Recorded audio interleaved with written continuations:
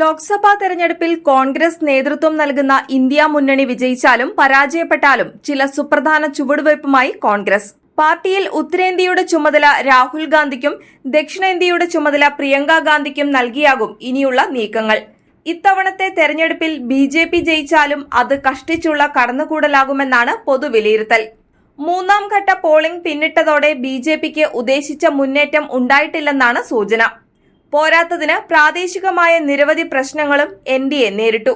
ഉടൻ നടക്കാനിരിക്കുന്ന അടുത്ത ഘട്ട പോളിംഗിനെയും ഇത് ബാധിക്കാം. അങ്ങനെ വന്നാൽ തെരഞ്ഞെടുപ്പിന് ശേഷം എൻഡിഎയിലെ ഘടകകക്ഷികളുടെ നിലപാട് നിർണായകമാകും.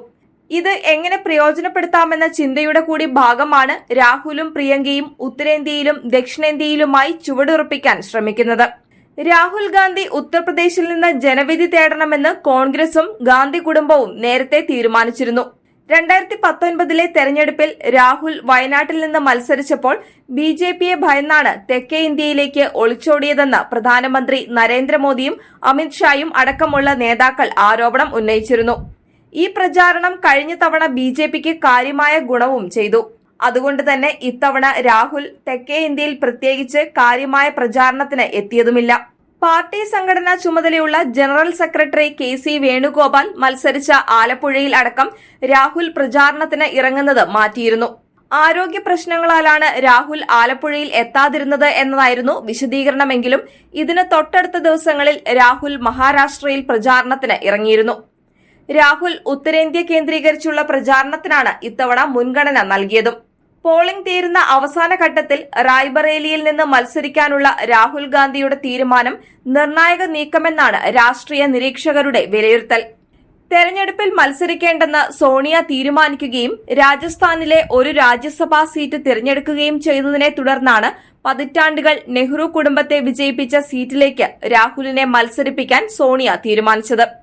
മറ്റൊന്ന്, രാഹുൽ യുപിയിൽ മത്സരിക്കുന്നതിലൂടെ താനും കോൺഗ്രസ് പാർട്ടിയും ബിജെപിക്ക് ശക്തമായ സ്വാധീനമുള്ള സംസ്ഥാനത്ത് തിരിച്ചുവരവിന് ആഗ്രഹിക്കുന്നു എന്ന സന്ദേശം ഇതിലൂടെ നൽകാനായി.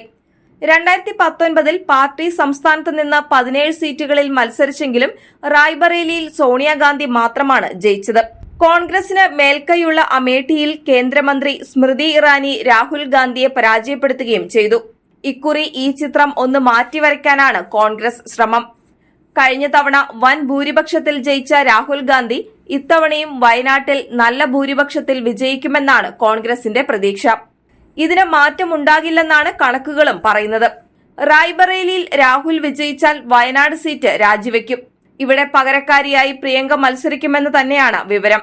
ഇതുകൂടി മുന്നിൽ കണ്ടാണ് പ്രിയങ്ക വയനാട്ടിൽ തെരഞ്ഞെടുപ്പ് പ്രചാരണത്തിന്റെ അവസാന ദിവസങ്ങളിൽ രാഹുലിനു വേണ്ടി കളത്തിൽ ഇറങ്ങിയത്.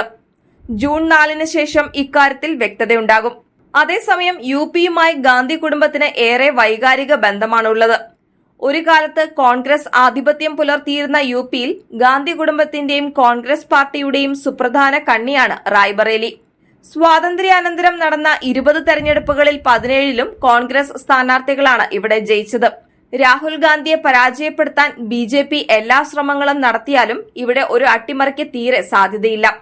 യുപിയുടെ തെരഞ്ഞെടുപ്പ് നിഘണ്ടുവിൽ നിന്ന് ഗാന്ധി എന്ന വാക്ക് ഒഴിവാക്കപ്പെട്ടാൽ അത് കോൺഗ്രസിന് രാഷ്ട്രീയവും മാനസികവുമായ തിരിച്ചടിയാകും.